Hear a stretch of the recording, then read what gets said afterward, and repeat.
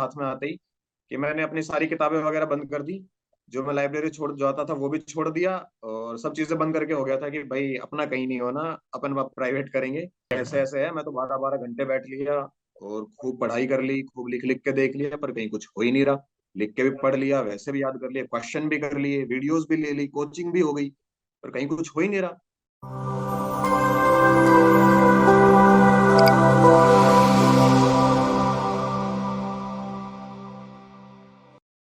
नमस्कार। एक बार फिर से आप सभी का टीएनसी के इस इंटरव्यू सेशंस में हार्दिक स्वागत और अभिनंदन। आज हमारे साथ है बहुत ही बड़े सुपरस्टार और टीएनसी के एक बहुत ही शानदार रैंकर्स, और इन्हों के संघर्ष की कहानी आप सबके साथ शेयर करने जा रहे हैं। तो सबसे पहले बहुत बहुत बधाई और शुभकामनाएं दीपक यादव जी।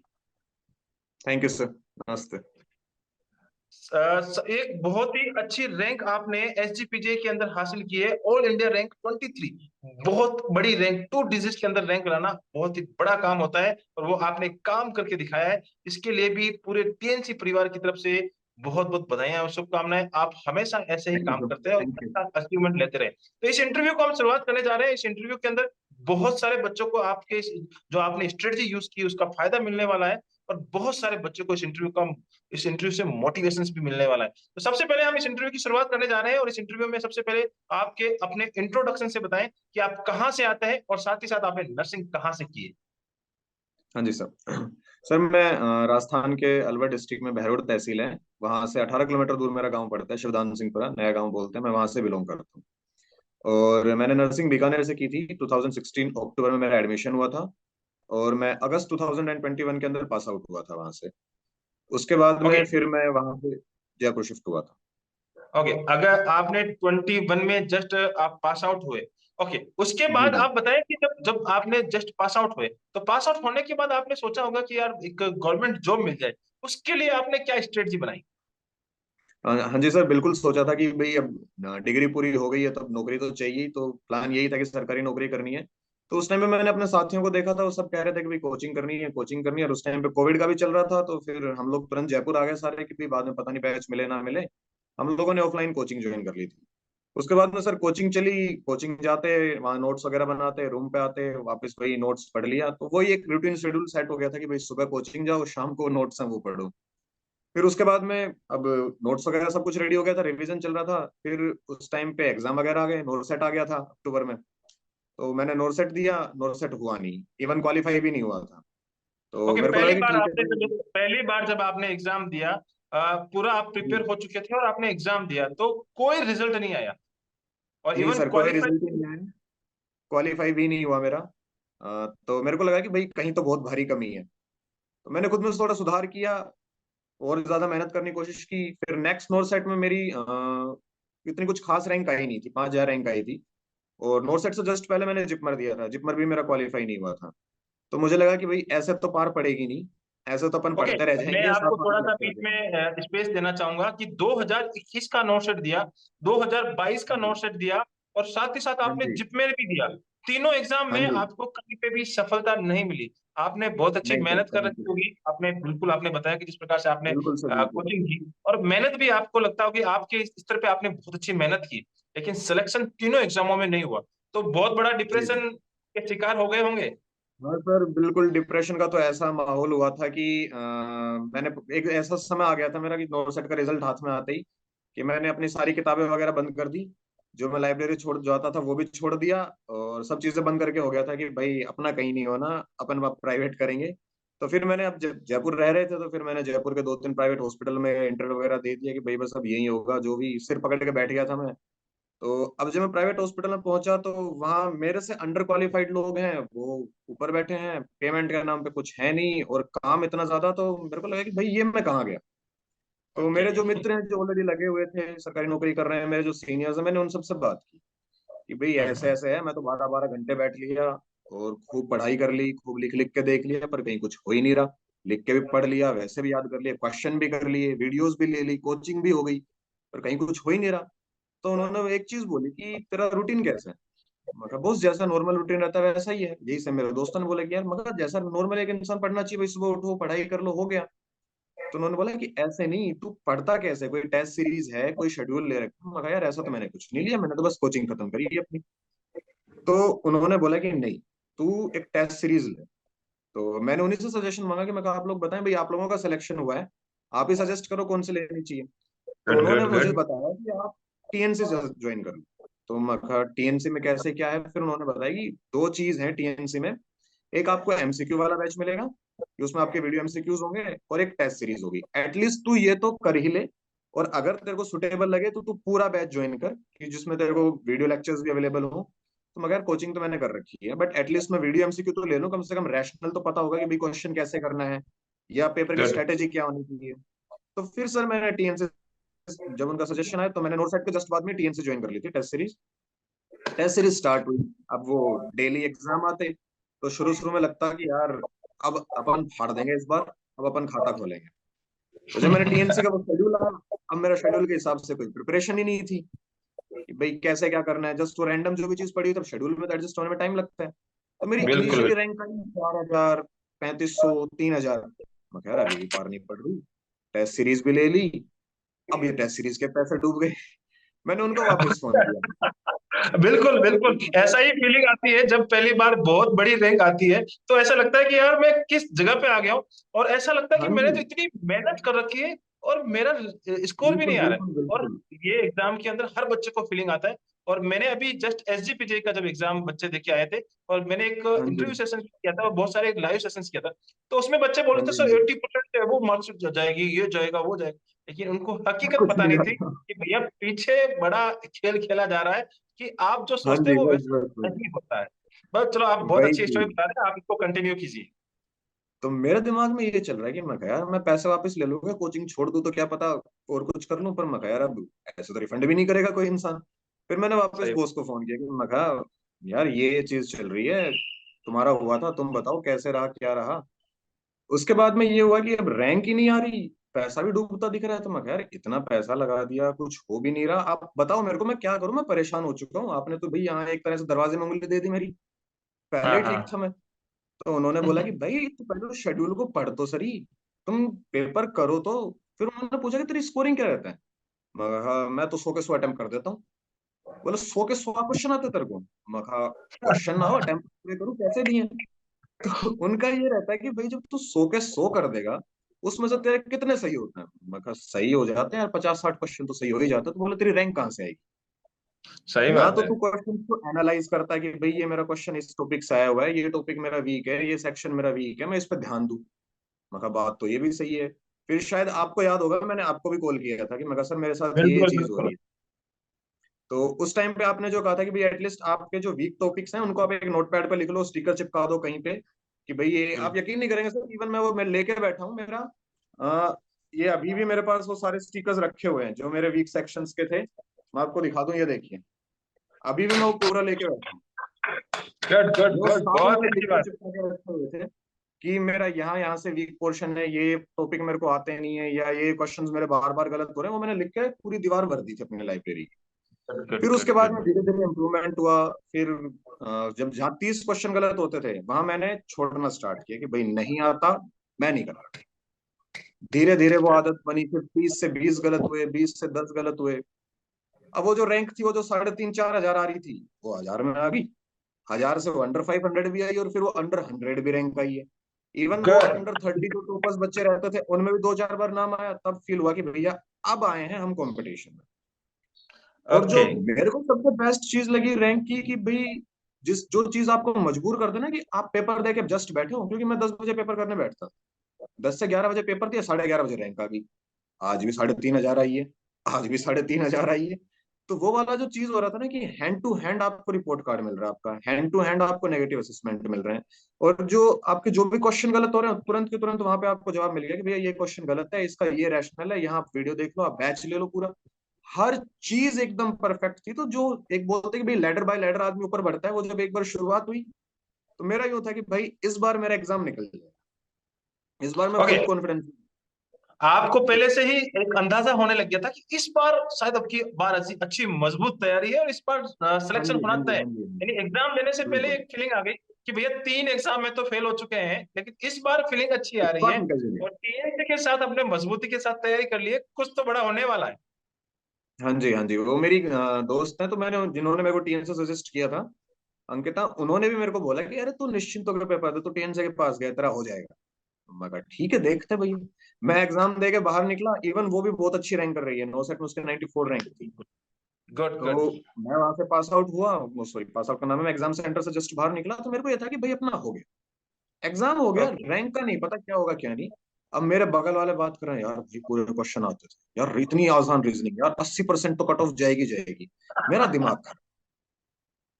मैं कहा बिल्कुल मैं तो ये बिल्कुल, ये सोच के आया था कि आप ऐसा बहुत ही पेपर अच्छी दिया इस स्टोरी बार बता तो रहे हो। निकल ये जाएगा। एक्चुअल फैक्ट स्टोरी है, एक्चुअल फैक्ट स्टोरी है, और ये बच्चों के लिए बहुत ही एक मोटिवेशन का काम करेगी। एक शानदार स्टोरी आप बता रहे हैं, इस स्टोरी को आप कंटिन्यूस करें। सब मैं हिल गया वहीं पे एग्जाम सेंटर पे कि मगर यार ऐसा कैसे मैं कर क्या हूँ, मतलब फिर तो इसका मतलब या तो इसने भी भाई मेहनत की है मेरे जितनी, या ये भी टीएनसी का बंदा, दो ही चीज हो सकती। और इतने पेपर देने के बाद में आपके पास में कोई क्वेश्चन बचता ही नहीं, कोई टॉपिक बचता ही नहीं जिससे भी क्वेश्चन नहीं आएगा, है ना। गुड। हर रोज आप एक पेपर दे रहे हैं, और वो भी कंबाइंड पेपर हो रहा है, पूरा सिलेबस आ रहा है, उसमें आप कितना ही पढ़ लोगे। तो आपको ये सही होता है बात। कि भैया मेरे को तो एक्यूरेसी चाहिए, अब मटेरियल नहीं बिल्कुल। चाहिए, अब एक्यूरेसी चाहिए, और एक्यूरेसी आपकी सिर्फ टेस्ट सीरीज से ही आ सकती है, बिना उसके गुड। आएगी भी, है ना। आप चाहे कितने क्वेश्चन कर लो, कई लोगों को मैंने देखा था कि वो टाइमर सेट कर लेते हैं और बुक के क्वेश्चन कर रहे हैं, मतलब भाई तू वो बुक के क्वेश्चन 3 बार कर चुका है ऑलरेडी, तो तेरे को आंसर बिल्कुल। ही रटे पड़े होंगे। जब सही तक बात आपको है। फ्रेश क्वेश्चन ही नहीं मिलेगा, जब तक आपको फ्रेश कंटेंट नहीं मिलेगा, आप बताओगे कैसे कि हाँ भाई मैंने तो यहाँ यहाँ ये हो गया। ओके। और वो आपको वही मैं लोग इस बात पर टोकना चाहूंगा कि जैसे आप टीएनसी के अंदर हमेशा पेपर दे रहे थे, तो आपको ऐसा लगा था कि यार ये क्वेश्चन तो मैंने कहीं देखा ही नहीं है, ये क्वेश्चन कहाँ से आ गया? ऐसी फीलिंग कितनी बार बिल्कुल आई है? बिल्कुल बिल्कुल। अब देखिए वही चीज मैं कह रहा था ना सर, कि अब देखो एक टॉपिक के ऊपर फिक्स क्वेश्चन है ना, तो पूरी टेस्ट सीरीज में या पूरे 100 पेपर में आप, सॉरी 100 नंबर के पेपर के क्वेश्चन में है, उसमें 100 क्वेश्चन एक एग्जाम के अंदर, उसके अंदर एक दो क्वेश्चन रिपीट हो सकता है, उसकी दिक्कत नहीं, बट हर रोज एक नया क्वेश्चन, और उसी टॉपिक से हर रोज एक नया मटेरियल। और मजे की बात यह है कि वो क्वेश्चन या तो ऐसा होता था कि भाई साहब कहीं देखा ही नहीं, सुना ही नहीं उसके बारे में, या फिर वो क्वेश्चन ऐसा होता था कि ध्यान नहीं दिया, इग्नोर मार दिया कि यार ये कौन ही पढ़ता है, और वही सही क्वेश्चन बात। आ गया। और वैसे जस्ट ही मैं क्वेश्चन आपको एग्जाम इंटरप्ट में करना थे। चाहूंगा कि मैं बताना चाहता हूँ सारे जितने भी व्यूअर्स हैं यहाँ पे देख रहे हैं, सारे बच्चों को एक बात बताना चाहूंगा कि टीएनसी के जितने भी टॉपर्स हैं, एमसीक्यू 20+ की एक्सपर्ट्स टीम है, हमेशा प्रयत्न करती है और कोशिश करती है कि जितने ज्यादा एग्जामिनर कितना सोच सकता है उसके माइंड तक पहुंचने की पूरी कोशिश करती है, और वो किस एंगल से क्वेश्चन बना सकता है उसी लैंग्वेज को, उसी ऑप्शंस को कंटिन्यूसली मेंटेन करने का काम करती है, जिससे बच्चे के माइंड्स के जो पूरे द्वार खुल जाते हैं, और उस समय उसको पता लगता है कि यार ये क्वेश्चन आया तो आया कहाँ से। लेकिन मैं बता देना चाहता हूँ, इस इंटरव्यू के माध्यम से बता देना चाहता हूँ कि टीएनसी की 20+ एक्सपर्ट्स टीम पूरी मेहनत करती है, और वो क्वेश्चंस पूरी लैंग्वेज तैयार करती है, आपके सामने देती है, जिससे आपके दिमाग के पूरे द्वार खुल जाए और आप रैंकर्स बन के निकले। तो इस स्टोरी में बहुत ही अच्छी बात बता रहे हैं दीपक जी, बहुत अच्छी बात बताई। तो जो ऐसे ही जब आपकी आप कंटिन्यूसली जब एग्जाम दे रहे थे, नए नए क्वेश्चन आ रहे थे, तो सबसे बेस्ट जी रैंक सर। कौन सी आई? हाँ सर, मेरी अभी तक की हाईएस्ट रैंक जो टीएनसी में आई थी वो थी 13 आई थी एक बारी, मेरे को एग्जाम ध्यान नहीं है वो कौन सा था, मेरे को रैंक याद है मेरी हाईएस्ट 13 आई थी। और मैंने उसी दिन आपको कॉल भी किया था, वो एक इशू था, मैं ये चीज भी ऐड करना चाहूंगा उसमें कि देखो सॉफ्टवेयर जो चीज है उसके अंदर ग्लिच हो जाता है, प्रॉब्लम आ जाती है, तो मैंने आपको शायद याद होगा उसी दिन मैंने जब मेरी रैंक आई तो उसी दिन कॉल किया था कि सर मेरे वाले में 2-3 क्वेश्चन में प्रॉब्लम आ रही है मेरे को, कि ऑप्शन क्लिक नहीं हो पा रहे, तो वो वाला इशू है कि बट एक इतने लोगों के साथ में जुड़ा हुआ इंसान जो खुद इतना बिजी रहता है, वो आपकी बात सुने, आपकी क्वेरीज एक्सेप्ट करे, फिर उस क्वेरीज के ऊपर आपको प्रॉपर रेस्पॉन्स दे, ये नहीं कि भाई पल्ला झाड़ ले अपना कि नहीं बेटा ये चीज है या हम ऐसे कर रहे हैं, ये वाली बात आपको आगे से वो प्रॉब्लम नहीं आएगी, वो करना अपने आप में हमारे लिए वही एक बहुत बड़ा मोटिवेशन होता है कि यार चलो बंदा ने बात तो सुनी, उन्होंने उस चीज पे अमल तो बिल्कुल। किया। तो मैं वो चीज बिल्कुल ऐड करना चाहूंगा कि भाई जहां मुझे दिक्कत आई टीएनसी में, जब भी मैंने कॉल किया है किसी भी एस्पेक्ट में, चाहे फिर वो किसी क्वेश्चन के रिगार्डिंग हो गया या कोई सॉफ्टवेयर ग्लिच के रिगार्डिंग हो गया, मुझे एक जवाब मिला है और सेटिस्फैक्टरी आंसर मिला कि बेटा ये वाली चीज ऐसे है और आपको इसलिए दी गई है। इवन कई बार ऐसा होता है कि यार ऐसे क्वेश्चन तो अब पूछे नहीं जाते, हमें इतना डिफिकल्ट क्वेश्चन क्यों दे रहे हैं, तो उसका भी जवाब मिला है कि भाई एग्जामिनर तुम्हारे हिसाब से पेपर नहीं बनाएगा, एग्जामिनर गुड। अपने हिसाब से पेपर बनाएगा, वो तुम्हें बुला नहीं रहा हो, वो तुम्हें उस चीज के लिए प्रिपेयर कर रहा है, तो वो वाली चीज थी। फिर जब मेरी गुड अच्छी गुड। रैंक आई फिर, एक चीज मैं और ऐड करना चाहूंगा इसमें कि जो वीकली रिकॉर्ड कार्ड आते थे ना कि भाई हाँ ये आपका इतना आया, ये इतना आया, ये इतना आया, मैं मेरी पर्सनली बता देता हूँ कि जो टेक्स्ट मैसेज आता था ना मैंने वो पिन कर रखा था, गुड गुड इन गुड। कि किसी भी वजह से मैसेज बॉक्स खोले दिखे कि भाई हाँ। इतनी आई है तेरी, अब तू देख ले क्या करना है तेरे को, बनने है कि बैठना है। सही बात सही। और मैंने मेरा बिल्कुल पिन कर रखा बिल्कुल टीएनसी एक असेसमेंट रिपोर्ट बनाती है और हर बच्चे को एक एनालाइज करती है कि किस प्रकार से बच्चे को नेगेटिविटी पॉजिटिविटी और बच्चा क्या कर रहा है, वो भी पूरी की पूरी टीम टीएनसी एनालाइज करती है और कंटिन्यूसली चलती है। तो आपके माध्यम से मैं ये सारी चीजें जानना चाह रहा हूँ कि जब आप एग्जाम देके, आपने बता भी दिया है कि एग्जाम देके निकला था, तो मुझे बच्चों ने बताया था कि 80% से ऊपर कट ऑफ जाने वाली है, है। इतनी बिल्कुल कट ऑफ बिल्कुल। जाने वाली है। तो उस समय आपके भी प्राण पखेरु उड़ गए होंगे कि यार ये हो क्या रहा है, मैंने क्या कर दिया तो है, मैं इतना वहीं गलत बैठ तो गया था। नहीं आ गया। लेकिन जब मैं एग्जाम सेकंड में, डे जब आपके हाथ में रिजल्ट आया जी जी और जी, आपने जब रिजल्ट देखा, तो आपको लगा हाँ जी। कि यार ये मेरी ही रैंक है या मैं गलत तो नहीं देख रहा। सर मेरे को लगता नहीं कि आप लोग इस चीज पे बिलीव करेंगे, पर मैंने ये एक्चुअली में किया था, तो मैं वो इसलिए बता रहा हूँ। 19 तारीख को ही राजस्थान सीएचओ का पेपर था, हाँ जी। और 18 को जब मैं एग्जाम से बाहर निकला और बच्चों ने बोला कि यार मेरे तो इतने सही है, मेरे तो इतने सही है, 85 जाएगी, 90 जाएगी, मेरे प्राण निकल गए थे कि मैं कहा भाई ये भी गया। अब मेरा ये चौथा था कि चौथा चौथा नंबर आ गया इसका। हाँ, कि भाई वो जो तीन तिगाड़ा काम बिगाड़ा था, अब वो उसमें चौथा भी ऐड हो गया है। अब अपना कुछ नहीं होना, तो मैं कहा चलो राजस्थान सीएचओ देंगे भाई, सीएचओ लगेंगे, कोई बात नहीं, हाँ। राजस्थान की नौकरी घर के पास में रहेंगे, अच्छी जॉब है। मैं एग्जाम देने ओके। गया और मैंने हम्म। मेरा रिजल्ट नहीं देखा। रिजल्ट सुबह आ गया था, मैंने मेरा रिजल्ट नहीं देखा, क्योंकि मेरे को यह था कि मेरा नहीं हुआ है, मैं रिजल्ट देखूंगा तो जो थोड़ी बहुत उम्मीदें हैं वो भी टूट जाएंगी और मेरा सीएचओ का पेपर भी खराब जाएगा। सही बात है, गुड। मतलब सच में मैंने रिजल्ट नहीं देखा मेरा, मैंने मेरा राजस्थान सीएचओ का पेपर दिया, मैं वापस बस पकड़ के जब निकला जयपुर के लिए, मेरा दूसरे कोने पे आया था जयपुर के पे, तो बस के अंदर जो और बच्चे थे बस स्टैंड जाने वाले, वो सब डिस्कस कर रहे हैं, यार पीजीआई का पता तेरे को ऐसी रैंक आई है, यार पता है उसके इतने टॉपर के रैंक है, यहाँ ऐसे जा रहे हैं। और मैं खड़ा खड़ा सुन रहा, मैं कहा, यार मैं क्या बोलूं इन्हें कि मेरा हुआ भी है कि नहीं। तो हाँ हाँ। उनमें एक बंदा था वो पकड़ गया उस बात को, तो उसने पूछा कि भाई तेरा क्या रहा, मैं कहा, यार मैंने तो रिजल्ट ही नहीं देखा। बोला यार अभी देखते हैं, मैं कहा, यार मेरे को नहीं देखना, मेरे को मेरे घर जाना है भाई, मैं बस में नहीं रहूंगा। मन मेरी में एक हिम्मत डर नहीं। सा लग रहा था कि क्या हुआ होगा। हाँ मैं लिटरली सर मैं कांप रहा था उस टाइम। ठीक है हम्म। कि भाई यहाँ भी गए, अब वापस से घर वालों की भी उम्मीदें टूटेंगी, मम्मी पापा तो कुछ नहीं कहते, देखो वो तो हमेशा सपोर्ट सिस्टम रहता है, पर जो बाकी बिल्कुल। लोगों के ताने आते हैं कि भाई ऐसे कर दिया वैसे कर दिया, पापा कुछ नहीं है, खुद कुछ नहीं कर रहा, ये घर भी नहीं आ रहा, वहां बैठा है ये वो, तो मेरे को यह था कि यार अब फिर सुनना पड़ेगा। पर जब उसने बोला कि यार तेरा रोल नंबर बता, मैं कहा भाई ये एडमिट कार्ड रहा देख ले, मैं नहीं बता रहा कुछ भी, मेरे में हिम्मत नहीं है। हाँ, तो भाई उसने ऐसे ऐसे मुंह बताया, करके देखते थे, मैं भी जब ऐसे एग्जाम दे, तू ही देख भाई दोस्त, मैं बाद में देखूंगा। मैं तो सर मुंह घुमा के खड़ा हो गया, मैं कहा कान में बोल दियो, अगर हो नहीं हुआ है तो हो जाए तो चिल्ला देना, कोई दिक्कत नहीं है भाई, बस में सही बेइज्जती बात। नहीं करवानी। उसने बोला हाँ कि तेरी 23 रैंक आई है, हाँ। तो मैं कहा भाई ढंग से देख, नाम मेरा हाँ होगा, रोल नंबर मेरा नहीं है वो। उसने बोला हाँ। नहीं तेरा ही है, मैंने खुद ने देखा, तो मैं लिटरली मेरी आंखों से पानी चालू हो गया था कि मैं कहा भाई हुआ, और डंके की चोट पे हुआ और पेपर फाड़ के हुआ। बिल्कुल बिल्कुल। और एक प्राउड मोमेंट फील हुआ होगा कि 23 रैंक्स, भयंकर। और रियल में आपने वो कर दिखाया, बहुत ही अच्छी बात। और ऐसे ही बच्चे जब आप एक रैंक लेके आते हैं, ऐसी स्ट्रगल स्टोरी के बाद जब सफलता मिलती है ना, तो रियल में खुशी जी के जी। आंसू तो आने वाजिब हो जाते मैंने हैं और सर बनते भी हैं। सीधा घर फोन किया, पापा को बताया कि मगा पापा जी हो गया है और ये रैंक रही है, पापा बहुत खुश हुए। फिर पापा ने बोला कि सर से बात कर एक बार, तूने सर को बताया कि नहीं, मैं कहा मैं सर को बता देता हूँ। फिर मैंने आपका व्हाट्सअप खोला तो वहां पे स्टेटस लगे हुए लोगों के, मगर मेरा नहीं लगाया अभी तक सर ने। आपको शायद याद होगा मैंने आपको बोला भी था कि सर एक दिन मेरा भी ड्रीम था कि मेरा भी स्टेटस उस चक्कर पे लगेगा कि हाँ भाई इस बंदे की इतनी rank, at least double digit rank तो लेके आया लड़का। बिल्कुल बिल्कुल।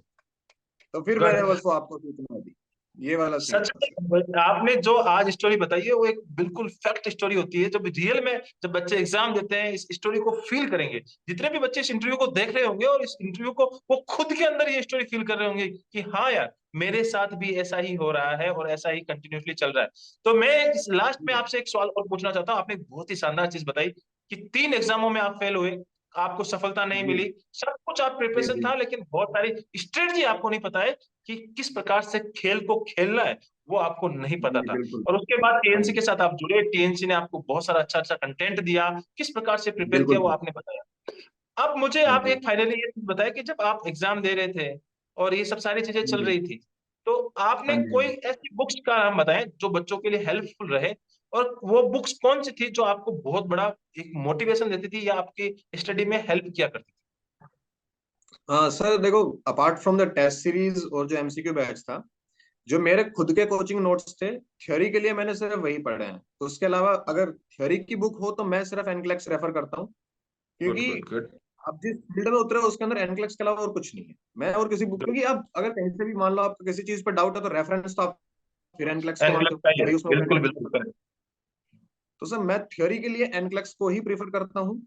हाँ, क्वेश्चंस के लिए मैं बोल सकता हूँ कि भाई जो मैंने बुक की थी एक टारगेट हाई थी, क्योंकि मैंने उसी बुक को क्वेश्चन किए थे। गुड। और दूसरी मैंने एनक्लेक्स के ही क्वेश्चन किए थे, उसके अलावा सिर्फ मैंने टेस्ट सीरीज की थी, उसके अलावा मैंने कहीं कोई दूसरी बुक या कुछ नहीं पढ़ा। मेरे साथ वाले कह रहे थे कि यार ये बुक पढ़ ले वो बुक पढ़ ले, मैं कहा भाई मेरे को मटेरियल का ढेर नहीं लगाना, मेरे को सेलेक्टिव चीज चाहिए जो मेरे को सिलेक्शन दे दे बस।